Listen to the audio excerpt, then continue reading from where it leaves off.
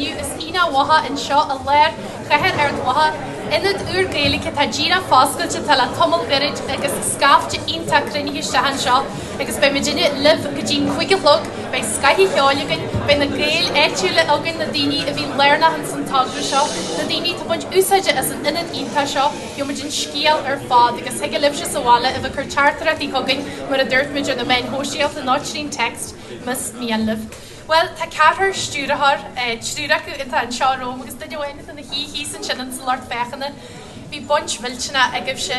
leis an inad seo agus beidir na muid nar seaú an seo aniu go bé an obair bhiltena, obair jóna, obair pobl agus obair ó hiú grúpaí agus trás pobl a bhí ar siúil. Loman seo ag an tebla tá réman ó céarain tá aní casaide agus tá sé ó muilte agus hí san lart fechanna fásta tá garaid ó Mhacha. Rámágad sa ar dús a rémain thoras fada a tá cinnte inniu thoras ínta fiúnta a geirí an Aonach seo an leir inad seo a ascailt a chur le chiile. Canú ar a hasí an plana agus an obair ar fád? Hasí an thoras le córa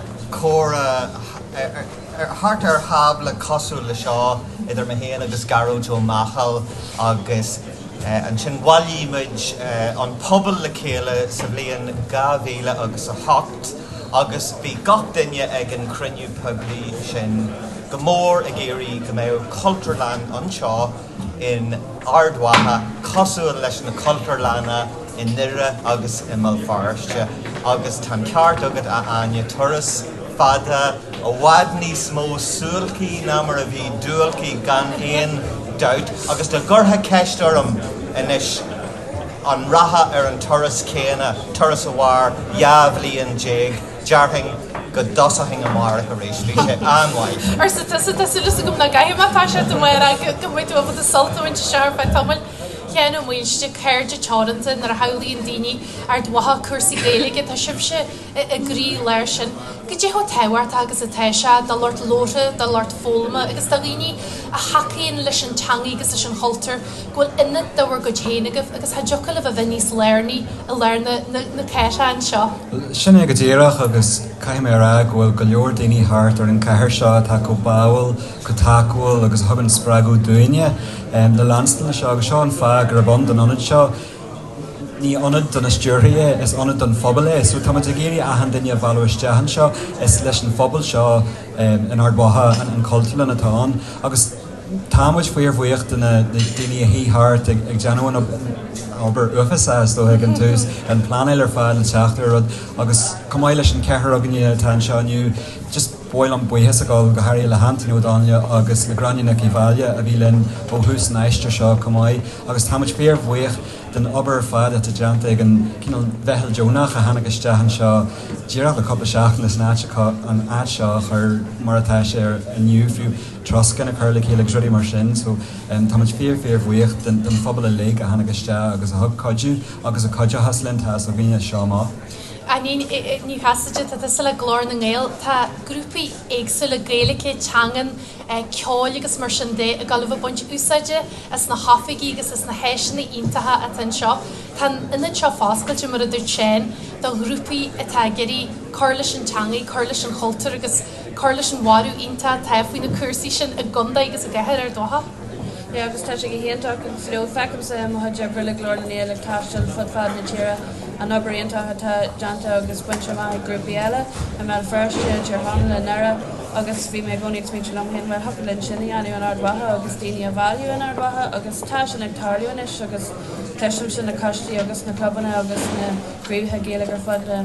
tíre nes a glóirteoirín agus ag doing le chuirte háteoirín na daoine nach rabal a bheith an aniu agus úsáid dohainte na háisina, so tá muidir doing le bheith obair lá. Agus níl se a tá coppla seaartain ó bhg daoine ó bhg na trascain ó chuid rudí istehan seo tá net len go buir aniu a bheith sé deas ag daoine nar a hacrás rudí sí san éú na tá nu cíál mid ó hiú scaftíí agus mar sin de hartar cuairt hart agus ar cáart agus beidir do grúpaí Gaeilge bh smuitiú gur bhhailetha imachta réirtalinn seo tá féidirach í iontathe tá spéis galant an seo hiú airdan agus spéis stéitse tá go bhór féidirart agus réimse mór spéis an seo san ína. Sin étóí sé smuitiú a gine nuirhiúlann sin dáhfuil báilm sinna agrú bhilm seo agrú agus higladíine bheith cruthíach agus beidir go gathú sé tamid níomhain bhfuil me lá an bhála an seach tamid lá an chuige so tamid cinan tá sé first teachtarí nó Aonach agus bhí daine an over le chéile níos mó beidir an ra bhíú agus tamid really ag dúla sin. I réimean Gael ar dwatha agus na pobl háartarh go dtí go léidir agus a cursaí teangan in seo go tradition de bhí cursaí ceáil agus mar sin de gcónaí léidir agus nasc le Gaeltartaí agus daoine gáil beidir go Gaeltartaí éagsúile agus i teartarráis forbert na Gaelscoileann na Gaelscoilearta sa chundaid seo. Sa chathair seo tá si ar muos leis an éireacht agus leis an chultúr agus leis an teanga tá 500 páiste ag fáil idirchas tríomhan na Gaeilge agus tá cursaí Gaeilge ag gol ó neart go neart ó bhag na héan go hardmhatha hartar fihe blian ó hin agus tíam nuair a hanig me se an seo i dús baie hí deacrachtaí ag daoine an teagmhaile a bheith acu ar cadas níoscail an mar bhí níoscail bag tasíthe ag an am sin inis. Inis tá bagnach ahan daine ar an eolas faoi níoscail, bonscail agus ribhháid bei an focail éanach watha ar war a mib ag ahan daine. Tá ardwatha anhhaid ó híh stara ó híh metasóliaachta. Tá Gaelan an seo le bagnach 65 blian agus seo an rud a bhí dhéthirí balla don Gaeilge a grílár ardwatha arsa. Agus a chéin fiún sin an steir agus an metasóliaarta se nascaí le aim na héite ina watha ann watha agus is smuitiúr ar an cheangail sin leis an steir agus an rud arsa sin a bhaine leis an teangaí. Is cahar arsaí seo le seo príú ceant ar príú cahar na níl a go olú agus tá daine géirí ná seo úsáid sin na carpan cin feici tú Mhacha an cinál téama tá reachtaid hartar ná agus luí a coppleúr níos luthe do leidir ná na mána tar na bacáin agus sin íonta táhata don ná seo cumáid so tá Mhacha fíor háhata dúin agus seo má bhailann an gréis na orbert agus an scéal ar fad a bhain le hardmhatha fiú mar an céad áitir imriú amáíocht trío agus na mána ag immertear an dóna agus a léir ceannis rinne trí mégan dunáil a rohhaid sin. Tá na scéaltaí sin ar fad in ardmhatha agus tá géirí éad a chuá tríd an áit seo, tríd an urighnimh seo agus an tómplaí a bheits ar siúlán. Anín go fáid teirma mar tan rud mór bunte má tan ionta seo fáscail geniu tá se cóithe a má go hínta go nua amsir agus runt orlaíonn seo tá spáis African mar a dúirtmid ó hiú planal an tasaí an muid se bh géirí seohabh ar fáil ní bhain don na daoine éitiúlann seo agus mé se bhobal a daoine a bhú ó Gaeltartaí agus ó thar lear tá go leor go Malta nniuha go le lethir agus a ghlacu péirt sin sa hamartaí. Well mar dúirt tú tanfort neh Tokyo agus oscailte, but thug le rá fásta go dosaíon an fear over aniu agus an plánail agus rudí a chur Greek, scémaní éidethe, scémaní óige, scémaní turasarachta, fástaíochta cruthú an turasarach cultúra a churthan cin agus tá sinna le go bhaint maithaginn tá físfáil tearmachaginn an seán ardmhatha dé fihe blian agus níimiid ach tasna. Go déidir sibh le pobl tá cultúrlan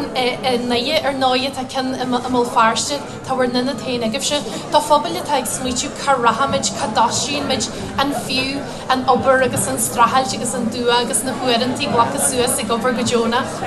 a níir sibh gur fiú agus spragú hortífa orta hortífa táseart a mahar ar a doras héin ó hiú léir eil don teangaí agus an holtar.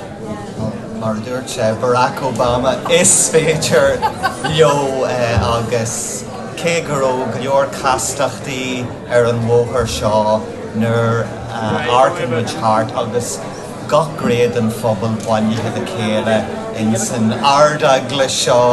don Gaeilge chuirte sé ola ar de chrí agus is fiú táiseacht agus táiseacht inis má tá sé bh smaointiú ar bhaile a thógáil do hangaí arsa ar sean i do ceantar chéan. Cén tá nobar mór genta be an nobar in isio hiú plana le má róf a difrin go galatha tá san áirt na rifas an áscail agus na hamachtaí agus gafrad críní be ceolchar agus rodí le leansan na ré tróna go féin. Níl da difra hart go fáil. Mar a hanach turn sin we like down to the wire in our dwaha so sin bud a bhí sé it's the ergnim shogs the couple shaken people cograitha cho hús nuaid na gotí dearú na híar fad agus muid ag dúg mór le sosbog ach tá an ceart a fad a ganí dúirt si agus tá muid ag dúg go mór leis a tús ceart a chuir leis an. Well, gníri lif gur míle mai go fes a bhom réman ó círain aní ní chaide agus fásta sin ó mílte Tá cuibarí ága ar dwaha grúpa faoi Stiúrthóirí Valley ar nóie tá tradition cuibareachta léirna agus inta ledger in san Hondaig agus go héirí in san Walla féle William Kennedy a hanna le bíin agus tá trúr ar a stéitse tá Annie Aoife agus Annalise ó gunn fidil cuibaí agus an boxa ceáil agus is a gal hort coppla partún chuigí fáilte rófa.